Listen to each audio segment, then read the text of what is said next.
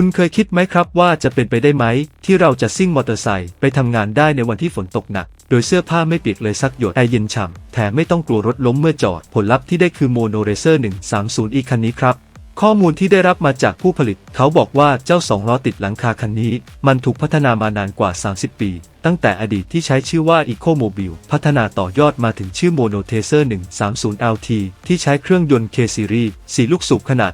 1,200 ซีซีของ BMW และปัจจุบันได้เปลี่ยนเป็นไฟฟ้า 100% ในชื่อ Mono Racer 130e ซึ่งทั้งหมดนี้ได้ผ่านการรับรองความปลอดภัยระดับสากลถูกผลิตจำหน่ายและนำไปวิ่งใช้งานจริงทั่วยุโรปตั้งแต่อดีตมาจนถึงทุกวันนี้เป็นจำนวนมากแล้วโดยเฉพาะประเทศอย่างสวิตเซอร์แลนด์เยอรมนีสาธารณรัฐเช็กและออสเตรียด้วยค่าตัวที่เริ่มต้นในต่างประเทศเทียบเป็นค่าเงินไทยก็อยู่ราวๆ 2.5 ถึง 3.5 ล้านบาทวันนี้เราจะมาดูเรื่องราววิศวกรรมเทคโนโลยีที่คนยุโรปเขาขี่กันจริงๆเป็นยังไงล้อช่วยพยุงทำงานแบบไหนและสรุปเหตุผลที่ขายในยุโรปมาแล้วกว่า30ปีแต่ทำไมไม่เข้ามาขายในประเทศไทยบ้างและถึงจะนำเข้าไทยได้ถ้าสู้ราคาไหวเอามาวิ่งในเมืองไทยจะรอดไหมไปดูกันครับแต่ก่อนอื่นขอฝากกดไลค์กด Subscribe เป็นกำลังใจให้ช่องแมวเที่ยวด้วยนะครับเรามาเริ่มกันที่เรื่องการดีไซน์ซึ่งถือเป็นจุดเด่นของมอเตอร์ไซค์คันนี้เลยครับยานพาหนะชนิดนี้มีชื่อเรียกอย่างเป็นทางการในทางวิศวกรรมว่า Cabin Motorcycle หรือมอเตอร์ไซค์แบบมีห้องโดยสารปิดมิดชิดผลิตโดยค่ายเทราเวสจากสวิตเซอร์แลนด์ปัจจุบันย้ายฐานการผลิตหลักมาอยู่ที่สาธารณรัฐเช็กดีไซน์ภายนอกใช้หลักอากาศพลศาสตร์ระดับวิศวกรรมการบินตัวถังรูปทรงแบบหยดน้ำถูกออกแบบให้เรียวรีคล้ายแคปซูลเพื่อให้กระแสลมไหลผ่านได้สมูทที่สุดส่งผลให้มีค่าแรงเสียดทานอากาศต่ำเพียง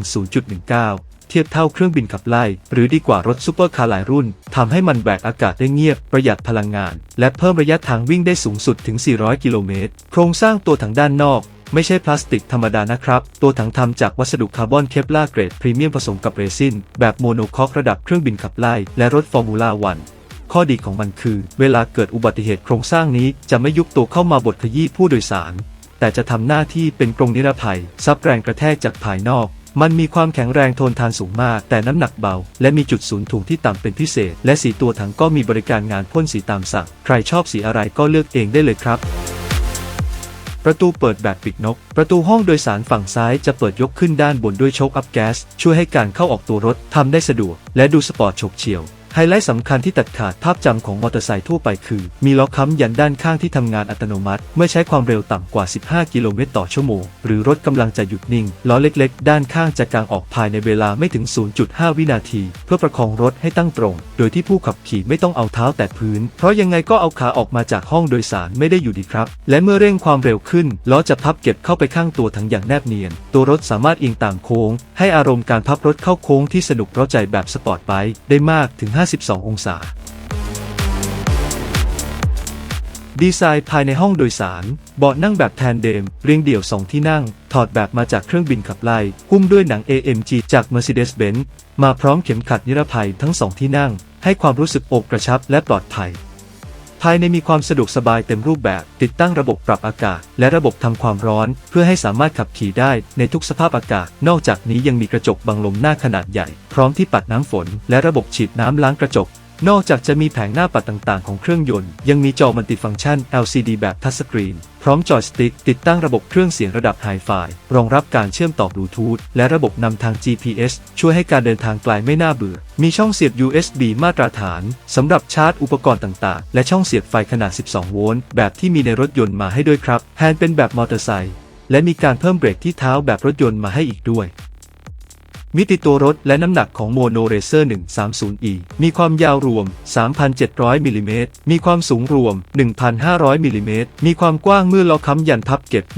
1,250 มิลลิเมตรมีความกว้างเมื่อล้อค้ำยันกลางออก 1,380 มิลลิเมตรมีระยะฐานล้อ 2,920 มิลลิเมตรมีระยะห่างจากพื้นอยู่ที่ประมาณ 100-150 มิลลิเมตรพื้นที่เก็บสัมภาระท้ายรถมีความจุถึง 140 ลิตรมันสามารถใส่กระเป๋าเดินทางได้สบายๆ ล้อหน้าเป็นอลลอยน้ำหนักเบาพิเศษสเปค SCC ขนาด 4.5x18 นิ้วขนาดยาง 160/60 R18 ล้อหลังเป็นอลลอยน้ำหนักเบาพิเศษสเปค SCC ขนาด 6x18 นิ้วขนาดยาง 260/40 R18 หน้ายางล้อหลังจะมีความกว้างเป็นพิเศษเพื่อรองรับแรงบิดขนาด 200 นิวตันเมตรที่ส่งลงสู่ล้อหลังทันทีตั้งแต่เริ่มออกตัวช่วยให้รถมีเสถียรภาพสูงสุดไม่เกิดอาการสไลด์หรือสูญเสียการทรงตัวมีน้ำหนักรถเปล่าพร้อมขับขี่อยู่ที่676กิโลกรัมซึ่งมันมีน้ำหนักมากกว่ามอเตอร์ไซค์ทั่วไปสูงมากเนื่องจากต้องแบกรับทั้งโครงสร้างนิรภัยห้องโดยสารแบบปิดระบบปรับอากาศอุปกรณ์อำนวยความสะดวกต่างๆและแพลตฟอร์มแบตเตอรี่แรงดันสูงครับน้ำหนักบรรทุกรวมสูงสุดที่ทางยุโรปอนุญาตคือ851กิโลกรัมซึ่งหมายความว่ามันสามารถรองรับน้ำหนักของคนขับคนซ้อนและสัมภาระรวมกันได้สูงถึง175กิโลกรัมเลยนะครับข้อสังเกตด้านวิศวกรรมแม้ว่าน้ำหนักตัวรถจะเฉียด700กิโลกรัมซึ่งมันหนักมากสำหรับยานพาหนะ2ล้อแต่ด้วยการจัดวางแพ็คแบตเตอรี่ไว้ที่บริเวณพื้นรถส่วนล่างสุดประกอบกับโครงสร้างหลักที่เป็นคาร์บอนเคปลาร์น้ำหนักเบาจึงทำให้จุดศูนย์ถ่วงของรถคันนี้อยู่ต่ำมากส่งผลให้ในเวลาขับขี่จริงรถจะมีความคล่องตัวสูงพลิกโค้งง่ายและตัวรถมีความเสถียรตอนทำความเร็วสูงดีเยี่ยมตามที่ผู้ใช้จริงในยุโรปทุกคนบอกในคอมมูนิตี้ของโมโนเรเซอร์ว่าผู้ขับขี่จะไม่รู้สึกหนักเลยครับขุมพลังระบบขับเคลื่อนและระบบเบรก Mono Racer 130e เป็นมอเตอร์ไซค์ไฟฟ้า 100% ที่มีอัตราเร่งจาก 0 ถึง 100 กิโลเมตรต่อชั่วโมงในเวลาน้อยกว่า 5 วินาทีเนื่องจากตัวรถมีแอโรไดนามิกแบบเดียวกับเครื่องบินขับไล่สามารถทำความเร็วสูงสุดได้ถึง 250 กิโลเมตรต่อชั่วโมงและมีอัตราสิ้นเปลืองพลังงานเฉลี่ยเพียงประมาณ 7.5 กิโลวัตต์ต่อ 100 กิโลเมตรซึ่งถือว่าประหยัดพลังงานมากและมีสมรรถนะที่จี๊ดจ๊าดเมื่อเทียบความเร็วกับน้ำหนักของรถครับใช้มอเตอร์แบบซิงโครนัสPermanent Magnet ประสิทธิภาพสูงระบายความร้อนด้วยน้ำให้พละกำลังสูงสุดถึง130กิโลวัตต์หรือประมาณ173แรงม้าที่ 5,820 รอบต่อนาทีมีแรงบิดสูงสุดถึง200นิวตันเมตรที่ 5,820 รอบต่อนาทีส่งแรงบิดได้แบบทันทีทันใดตามสไตล์มอเตอร์ไซค์ไฟฟ้าสายสปอร์ตเลยครับใช้ระบบส่งกำลังตรงผ่านชุดเกียร์เพลาขับแบบคาร์ดานและเฟืองท้ายแบบเบลเวิลเกียร์ซึ่งข้อดีของการใช้เพลาขับคือมีความทนทานสูงส่งกำลังได้สมูทและเงียบแทบไม่ต้องบำรุงรักษาบ่อยเหมือนกับระบบโซ่หรือสายพานและน้ำหนักตัวรถขนาดนี้ก็ต้องมาพร้อมเกียร์ถอยหลังด้วยแน่นอนครับต่อมาคือระบบแบตเตอรี่และการชาร์จแบตเตอรี่เป็นแบบลิเธียมไอออนแรงดันสูงในโหมดปกติให้แรงดันไฟที่396โวลต์ในโหมดแม็กให้แรงดันไฟที่426โวลต์มีความจุ72แอมป์หรือ 28.5 กิโลวัตต์บรรจุในกล่องเซฟตี้ทำจากอารามิดอีพ็อกซี่ป้องกันแรงกระแทกสูงในโหมดปกติสามารถวิ่งได้ไกลสูงสุดถึง400กิโลเมตรต่อการชาร์จเต็ม1ครั้งรองรับหัวชาร์จแบบ Type 2ชาร์จปกติจาก0ถึง 100% ใช้เวลาประมาณ5ชั่วโมงและชาร์จเร็วจาก0ถึง 80% ในเวลา 3.5 ชั่วโมงสามารถใส่แบตเตอรี่เสริม ERP ความจุ10กิโลวัตต์ลงในห้องเก็บสัมภาระซึ่งสามารถเพิ่มระยะทางขึ้นได้อีก140กิโลเมตรระบบเบรกถูกออกแบบมาเพื่อให้มั่นใจว่าสามารถหยุดรถที่มีน้ำหนักตัวรวมกว่า700กิโลกรัมและความเร็วสูง250กิโลเมตรต่อชั่วโมงได้อย่างปลอดภัยโดยเป็นการผสมผสานระหว่างระบบกลไกไฮดรอลิกประสิทธิภาพสูงและเทคโนโลยี Fully Integrated Electronic ABS จาก Bosch ที่ยกมาจาก BMWสามารถช่วยป้องกันไม่ให้รถเสียการทรงตัวเมื่อเบรกกระทันหันล้อหน้าติดตั้งดิสเบรกคู่ขนาด320มิลลิเมตรพร้อมปั๊มเบรกไฮดรอลิกแบมโบแบบเรเดียลเมาส์4ลูกสูบเพื่อกระจายแรงกดได้หนักแน่นและสม่ำเสมอล้อหลังติดตั้งดิสเบรกเดี่ยวขนาด320มิลลิเมตรพร้อมปั๊มเบรกแบมโบประสิทธิภาพสูงใช้ระบบกระจายแรงเบรกแบบรวมศูนย์ควบคุมด้วยเท้าเดียวผู้ขับขี่สามารถเหยียบแป้นเบรกที่เท้าขวาแบบเดียวกับรถยนต์โดยระบบคอมพิวเตอร์และวาล์วไฮดรอลิกจะทำหน้าที่กระจายแรงเบรกไปยังล้อหน้าและล้อหลังอย่างสมดุลโดยอัตโนมัติแต่ก็ยังคงมีก้านเบรกเสริมที่แฮนด์ฝั่งขวาให้เลือกใช้ตามความคุ้นเคยของผู้ขับขี่มอเตอร์ไซค์อีกด้วยมีระบบ Torque Control Assistant ทำหน้าที่ควบคุมแรงบิดของมอเตอร์ช่วยป้องกันล้อหมุนฟรีตอนเปิดคันเร่งแรงๆและช่วยคุมความเสถียรในจังหวะที่ระบบดึงพลังงานกลับอีกด้วยครับมีระบบ Generative Braking เมื่อผู้ขับขี่ปล่อยคันเร่งหรือแตะเบรกมอเตอร์ไฟฟ้าจะเปลี่ยนหน้าที่ตัวเองเป็น Engine Brake พร้อมปั่นไฟกลับเข้าสู่แบตเตอรี่ช่วยยืดระยะทางการวิ่งและลดการสึกหรอของผ้าเบรกมีระบบเบรกมือไฟฟ้า เมื่อจอดรถนิ่งหรือดับเครื่องระบบจะสั่งล็อกกลไกเบรกที่ล้อหลังโดยอัตโนมัติเพื่อป้องกันไม่ให้รถไหลขณะจอดบนทางลาดชันซึ่งทำงานร่วมกับระบบกางล้อค้ำยันทำให้ตัวรถจอดนิ่งสนิทได้อย่างปลอดภัยในทุกความชันของถนนระบบล้อค้ำยันด้านข้างทั้งซ้ายขวาก็ควบคุมการทำงานด้วยระบบคอมพิวเตอร์อัจฉริยะล้อจะกางลงโดยอัตโนมัติเมื่อรถหยุดนิ่งหรือใช้ความเร็วต่ำเพื่อไม่ให้รถล้มและจะพับเก็บเข้าไปในตัวถังเมื่อรถทำความเร็วโดยการกางออกหรือเก็บเข้าที่นั้นใช้เวลาไม่ถึง 0.5 วินาทีครับ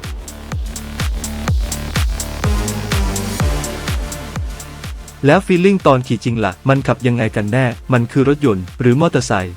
อันนี้ผมขอตอบจากข้อมูลที่อยู่ในคอมมูนิตี้ของ Mono Racer นะครับซึ่งตีความออกมาได้ว่ามันคือสัมผัสการควบคุมแบบมอเตอร์ไซค์แต่อยู่ในร่างที่ปลอดภัยเหมือนรถยนต์ครับการบังคับเลี้ยวจะใช้แฮนด์บาร์เหมือนมอเตอร์ไซค์บิ๊กไบค์มีคันเร่งที่มือขวามีทั้งก้านเบรกให้กำและสามารถเหยียบเบรกได้เหมือนรถยนต์อีกแต่สิ่งที่ต้องปรับตัวที่สุดคือองศาของวงเลี้ยวครับเพราะตัวรถมีความยาวถึง 3.7 เมตรวงเลี้ยวจะกว้างเกือบเท่ารถอีโคคาร์คันเล็กๆแต่มีความกว้างตัวรถเพียงแค่ประมาณ 1.2 เมตรการกะระยะซ้ายขวายังคงง่ายเหมือนมอเตอร์ไซค์สามารถวิ่งแทรกไปตามช่องว่างของเลนที่กว้าง 1.5 เมตรได้สบายๆหรือตราบใดที่ช่องนั้นกว้างพอแต่การเลี้ยวหักศอกจะเหมือนกับรถยนต์ทำให้ไม่สามารถมุดซอกแซกในการจราจรที่ติดขัดหนักๆได้ดีเท่ามอเตอร์ไซค์ทั่วไปครับปัจจุบันมอเตอร์ไซค์ตระกูล Mono Racer และรุ่นพี่ของมันในอดีตอย่าง Eco-Mobile และ Mono Tracer มีกลุ่มผู้ใช้งานเหนียวแน่นอยู่ในทวีปยุโรปเป็นหลักครับโดยเฉพาะประเทศอย่างสวิตเซอร์แลนด์เยอรมนี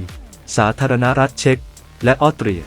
เหตุผลที่ประเทศกลุ่มนี้ยอมรับเพราะกฎหมายจราจรที่นั่นเปิดกว้างปรับเปลี่ยนตามเทคโนโลยีที่พัฒนาตลอดเวลามีการรับรองให้มอเตอร์ไซค์ประเภทนี้เป็นยานพาหนะประเภท L5E คือรถ3ล้อหรือ2ล้อที่มีโครงสร้างปิดสามารถวิ่งบนทางด่วนความเร็วสูงทั้งออโตบานและไฮเวย์ได้อย่างถูกต้องตามกฎหมายแต่ผู้ที่จะซื้อมอเตอร์ไซค์ตระกูลนี้จะต้องมีเซอร์ติฟิเคตผ่านการอบรมการขับขี่รถประเภทนี้เสียก่อนจึงจะสามารถซื้อรถออกมาขับขี่ได้ครับและด้วยสภาพอากาศที่ยุโรปมีความแปรปรวนสูงมีฤดูหนาวที่เย็นจัดการมีห้องโดยสารติดแอร์และฮีเตอร์นั้นจึงตอบโจทย์กลุ่มคนที่รักการขี่2ล้อที่ต้องการใช้งานในชีวิตประจำวันได้ตลอดทั้งปีครับตัดภาพกลับมาที่เมืองไทยบ้านเรากันครับ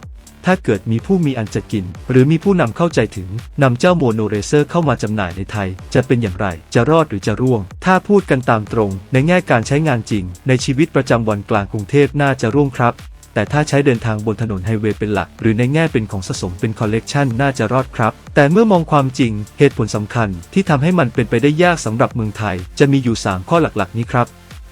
ข้อที่1ข้อจำกัดทางกฎหมายถึงแม้เทคโนโลยีจะพัฒนาไปมากเพียงใดกรมการขนส่งทางบกและกฎหมายจราจรของเมืองไทยในปัจจุบันก็ยังคงไม่มีมาตรารองรับการจดทะเบียนรถมอเตอร์ไซค์ที่มีห้องโดยสารปิดทึบและมีล้อประคองไฮดรอลิกแยกส่วนแบบนี้ครับถึงจะมีคนนำเข้ามาได้ก็ไม่สามารถจดทะเบียนให้วิ่งบนถนนหลวงได้อย่างถูกต้องและเรื่องการแก้กฎหมายให้รองรับนั้นก็อย่างที่เรารู้กันครับเรื่องระบบราชการไทยนั้นคงจะเป็นมหากาพย์อย่างยาวนานที่ยากถึงยากมากที่สุดครับ